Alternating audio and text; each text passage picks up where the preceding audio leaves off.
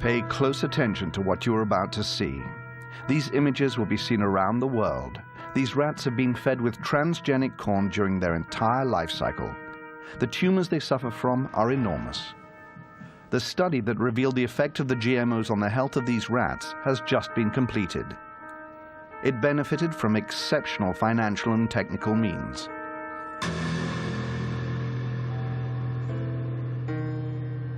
We were able to witness the study in its entirety. It lasted for 2 years. Following years of doubt and controversies, will we finally know the truth about GMOs? Would we then be faced with a health crisis of global proportions?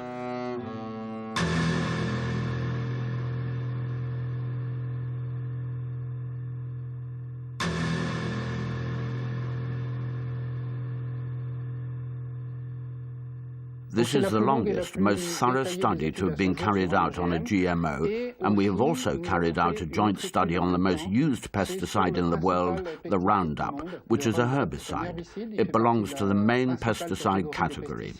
We spent over a year trying to obtain transgenic corn because no GMO manufacturers were willing to provide them.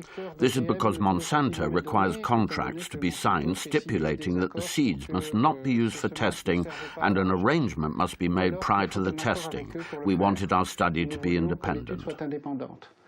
This is the first time that a 2-year study has been conducted on GMOs. And there lies the big difference. Furthermore, we tried to evaluate a maximum of biochemical and biological parameters with repeated blood tests, weighing of the specimens, and urine tests. We studied the hepatic and urinary parameters, as well as the blood parameters, all the parameters that can be studied. We also studied the hormonal parameters, which has never been done in previous studies. This experiment is a world premiere. Up until now, the corn NK603, the very one selected for the study, had only been tested over a 3-month period, and that in a test environment entirely controlled by Monsanto, its manufacturer. Furthermore, concerning the Roundup, also manufactured by Monsanto and which is used for growing corn, only its active agent, glyphosate, had been assessed. But one needs to understand that the manufacturers, in order to enable the active agent to penetrate the plant cell successfully, use additives that are sometimes more harmful than the actual glyphosate. We have 2 clear objectives. Firstly, to conduct the studies exactly according to international requirements, but making sure to be very thorough when it comes to analyzing the results. Secondly, we want to determine if there are secondary effects. The only way to do this is to carry out tests on animals and then to examine all the blood parameters whilst paying close attention to their organs. At this stage, it might prove useful to know exactly what GMOs are used for. It is a plant that has been developed either to produce its own insecticide or to be tolerant to a herbicide, thus enabling it to be exposed to massive doses of it without dying.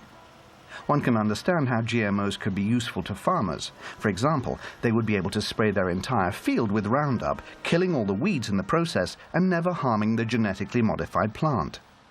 On the other hand, it is hard to see the benefits for the consumer, who will effectively be ingesting substances coming from a plant that has absorbed pesticides. That is why it is crucial to test not only the GMO, but also the GMO with its residue and the pesticide on its own. This type of testing had never been done before because the corporations doing the tests would do them on GMOs with the Roundup, which meant that we had no idea what between the GMO and the Roundup caused the pathologies, or they did them on GMOs without specifying that this was the case. So what we decided to do was to address the question, are we dealing with the effects of the GMO or the pesticide? During the last 10 years of testing, the National Commission did not envisage a pesticide effect. Therefore, Europe does not even demand that chronicle toxicity tests be systematically carried out on animals, and when they are required, it is the manufacturers who decide the protocol to be used. For example, the Amflora potato was only tested on a group of 30 rats, 10 of which were being fed the GMO. The Monsanto corn was tested on 400 rats. 80 of them were fed the transgenic plant, but only 40 of them were then subjected to blood tests. Either way, none of these studies lasted longer than 90 days. Alors, ce que vous remarquez sur ce résultat, what is represented by this figure is that certain groups of rats, male and female, have ingested GMO corn. Des OGM Roundup, GMO corn with Roundup residue and Roundup on its own. Every time we go up a level, a rat dies. The limit is 10 due to the number of rats that constitute a group. The dotted line represents the females of the group who die but have a completely normal diet. Only 2 animals die spontaneously after 550 days. On the other hand, every female that has been fed on the GMO with Roundup or Roundup diet has died more frequently than the other rats. Some will challenge the relevance of such results, but what is undeniable is that in the group that has been exposed to the GMOs, there is a 600% increase or 6 times more deaths compared to the control group. As far as medicine or biology is concerned, there is no need for further testing.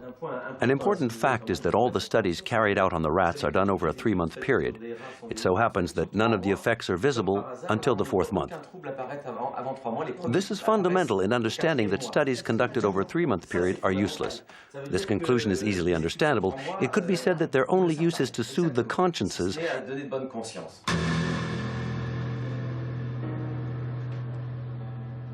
Every rat out of the 200 that were tested was dissected by Professor Seralini's team. They did this to discover exactly what had affected their organs. The purpose behind this was to identify the way each diet, GMO and Roundup on its own, had acted on the metabolism of each animal, focusing on the development rate of the tumors that, and this comes as no surprise, only start to manifest themselves after the initial 3-month period. This figure represents the number of palpable tumors contracted by the animal during the experiment. Here, we can see the rats subjected to GMOs compared to those with a regular diet. As you can see, very few males have contracted tumors. This is due to them being more resistant to the testing process. What these figures show are the large tumors. Each step up represents a large tumor, which can measure 17 millimeters by 17 millimeters. For a rat, these measurements are colossal. It would equate to a tumor of this size if seen on a human being. It is enormous.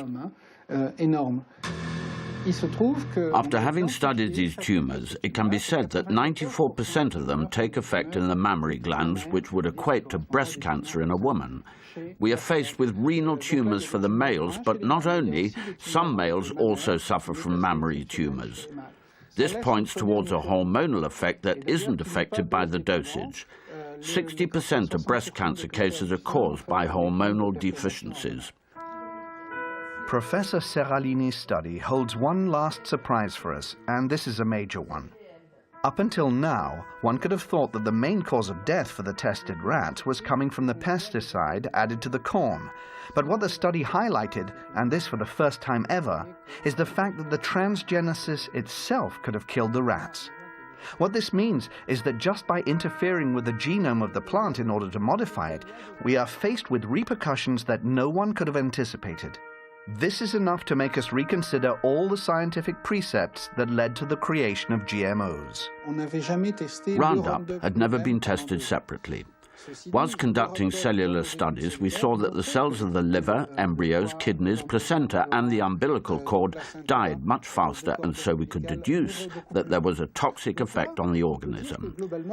What can be said is that there is an increase in deaths due to GMOs and Roundups. The biggest surprise came when we realized that GMOs without any Roundup residue were responsible for an increase in the death rate of females and of some males. This could be the result of the GMO gene that has been badly assimilated by the plant and that has therefore resulted in a negative effect or due to a secondary metabolical effect. What that means is that we are dealing with a GMO in particular. a modification of a cereal or a GMO corn, with regard to the genes inserted in the corn to make it a GMO corn, can result in different effects. It is not because a certain GMO has a particular effect that other GMOs will have an effect, but some may even have more of an impact. What is alarming, this is the GMO that is being eaten by the Americans, but also the GMO that has been approved for importation by European agencies, including the French ones, and that obviously contaminates our food. Nowadays, only 2 types of GMOs are being produced in a few European countries. One is corn and the other potato. But what about the 27 million tons of transgenic soya that are unloaded each year in European ports? This soya is used to feed our cattle, but it also makes its way into a number of foodstuffs. What we want to achieve with this study is a moratorium. The situation is serious enough and we're not going to eat everything and anything. We imported without knowing what was being imported, and the United States have produced crops without knowing what they were producing. There needs to be more studies of this kind, and GMO manufacturers need to conduct them before commercializing their products. A moratorium on growing GMOs has been approved by most European countries. Now that we know the results of the study conducted by Professor Serralini, could it be time to extend this moratorium to all the GMO used in many of our foods? To establish an undeniable scientific truth, one needs teams, time, and means. Some will say that it takes too much time and that it is too expensive. But had we taken this precaution, could we not have avoided recent sanitary scandals? Will GMOs be responsible yet again for a calamitous scenario? And while we are waiting for scientific certainties, evidently, this is a risk we cannot afford to take.